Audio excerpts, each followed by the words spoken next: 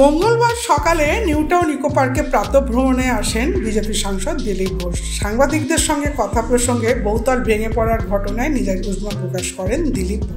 এই যে বিল্ডিং ভেঙে পড়ছে, এটা তো নতুন কিছু নয়। পুকুর বোঝানো, হাজার হাজার পুকুর জলাশয় বুঝিয়ে সেখানে বাড়ি হচ্ছে, এটা একটা ব্যাপার।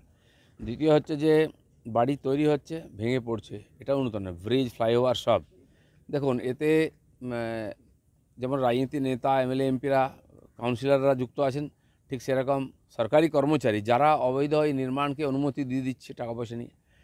তৃতীয় হচ্ছে প্রশাসনে এই যে এই ধরনের অনিয়মিততা সব চলছে। পুলিশ প্রশাসন, নেতা এবং সরকারি কর্মচারী এবং প্রমোটার, এরা সব মিলে গেছে একসঙ্গে। এটা আজ হয়নি, ধীরে ধীরে হচ্ছে। এখন তো এর কোনো রোকটোক নেই। কালকে মেয়র দেখতে গেছেন, ওখানকার কাউন্সিলর বলছে আমি কিছু জানি না। একটা 5তলা বিল্ডিং হচ্ছে একটা ওয়ার্ডেতে, কাউন্সিলর যদি জানে না সে কিসের কাউন্সিলর? দেখে না দেখার ভান করে হতে দেওয়া সব, কারণ তার পিছনে টাকা পয়সা আছে। হাজার হাজার লোকের জীবনহানি, আর যত জায়গা যেখানে পড়ে আছে, খাল, নালা, বিল, পুকুর সব বুঝে যাচ্ছে। আমার তো মনে হয় যে ইকো পার্কে পুকুরটা না কোনোদিন বুঝিয়ে দেয়। এর আগে থেকেও এরকম কিছু হয়েছে। আজ এটা ঠিক, পিছনে বিরাট শক্তি আছে, প্রচুর টাকা পয়সার ব্যাপার আছে, নাহলে ওরকম বাড়ি হয় কী করে? বস্তির মাঝে মধ্যে যতটা জায়গা পেয়েছে পিলার তুলে ওখানে বাড়ি করে ফেলছে। কী করে সম্ভব এখানে? এখন তো ওই বাড়িতে লোক ছিল না, যদি কমপ্লিট হয়ে যেত, লোক থাকতো, তারপরে এই দুর্ঘটনা ঘটতো, তো উপরের নিচে মিলিয়ে কতজনের প্রাণহানি হতো।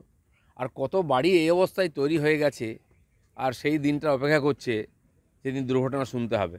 আমার তো শুনে চিন্তা হয় যে কি চলছে এটা। এখন এই কথা বললো বলে খোঁজ করো কোথায় কত বাড়ি হয়েছে, কদিন পরে বন্ধ হয়ে যাবে সব, ইলেকশনের নির্বাচনের চাপেতে।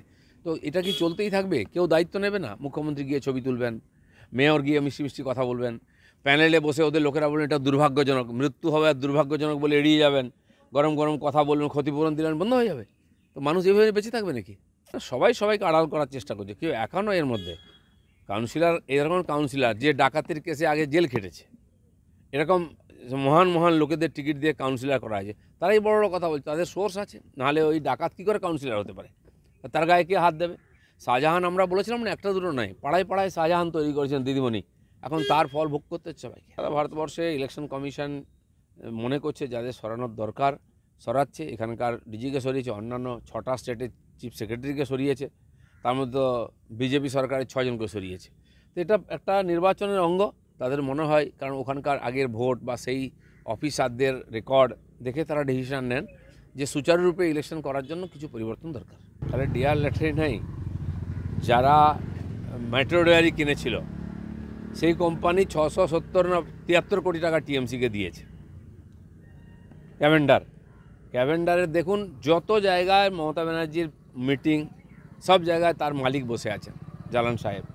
আর সবচেয়ে বেশি টাকা তারা টিএমসিকে 673 কোটি টাকা দিয়েছে একাধিকবারে।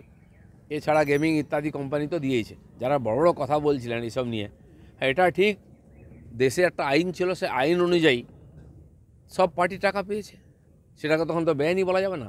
আজ সুপ্রিম কোর্টের মনে হয়েছে এটাতে বিধিবদ্ধভাবে হচ্ছে না, তারা যে ব্যবস্থা নিয়েছেন, তারা স্টেট ব্যাংকে বলেছেন, তথ্য সংগ্রহ হচ্ছে, তারপরে কোর্ট যা বলবে সেটাই হবে। ব্যুরো রিপোর্ট, সূত্রকার সংবাদ।